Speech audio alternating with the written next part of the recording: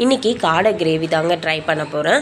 இது first time try பண்ணுறேன். ஆஃபீஸில் ஆக்சுவலாக ஒருத்தவங்க காடை எடுத்துகிட்டு வந்திருந்தாங்க. அவங்க வந்து கோல்டுக்கு இது நல்லதுன்னு சொன்னாங்க. ஜெலேம் கொஞ்சம் கோல்டாக இருந்ததுனால இன்றைக்கி நான் வந்து சிக்கன் கடையில் போயிட்டு ஒரு சின்ன சைஸ் சிக்கனாக இருந்தது. இது வந்து 2 காடை வாங்கியிருந்தேன். ஒரு காடை வந்து 65 ருபீஸ் சொல்லியிருந்தாங்க. 2 காடை வாங்கியிருக்கேன். அதுக்கு வந்து கிரேவி பண்ணுறதுக்கு வந்து இதை நல்லா வாஷ் பண்ணிவிட்டு மஞ்சத்தூள் கொஞ்சம் வந்து ஜிஞ்சர் கார்லிக் பேஸ்ட் போட்டு நல்லா ஊற வச்சுட்டேன். இப்போ கிரேவி பண்ணுறதுக்கு வந்து 2 மீடியம் சைஸ் ஆனியன்னு தக்காளி கருவேப்பிலை எடுத்துருக்கேன். ஆனியனை வந்து நல்லா ஸ்மால் சைஸாக சின்னதாக வந்து கட் பண்ணி எடுத்து வச்சுக்கணும். அதே மாதிரி தக்காளியும் கட் பண்ணி எடுத்து வச்சுக்கணும்.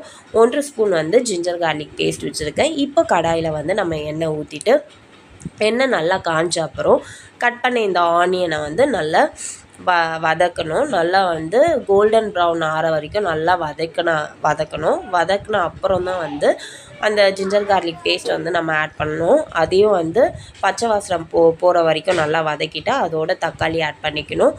புதினா கருவேப்பிலை இருந்தால் கருவேப்பிலை பிடிக்கோங்க, இல்லைனா கொத்தமல்லி இருந்தாலும் கொத்தமல்லி போட்டு நல்லா வதக்கிக்கோங்க. இப்போ இதுக்கு வந்து தேவையான மசாலா பார்க்கலாம். அதுக்கு வந்து நான் வந்து 1 ஸ்பூன் வந்து மிளகாய் தூள் எடுத்திருக்கேன். 2 ஸ்பூன் வந்து தனியாத்தூள் எடுத்திருக்கேன். சால்ட் வந்து தேவைக்கேற்ப எடுத்திருக்கேன். கொஞ்சம் வந்து முக்கால் ஸ்பூன் வந்து கரம் மசாலா எடுத்திருக்கேன். இது எல்லாத்தையும் ஆட் பண்ணி நல்லா மிக்ஸ் பண்ணிவிட்டு ஒரு 2 டம்ளர் தண்ணி ஊற்றி நல்லா வந்து ஒரு 10 to 15 மினிட்ஸ் 15 to 20 மினிட்ஸ் நல்லா வேக விட்டு எடுத்துக்கோங்க. நல்லா வந்து அந்த சிக்கன் வந்து வெந்திருக்கும்.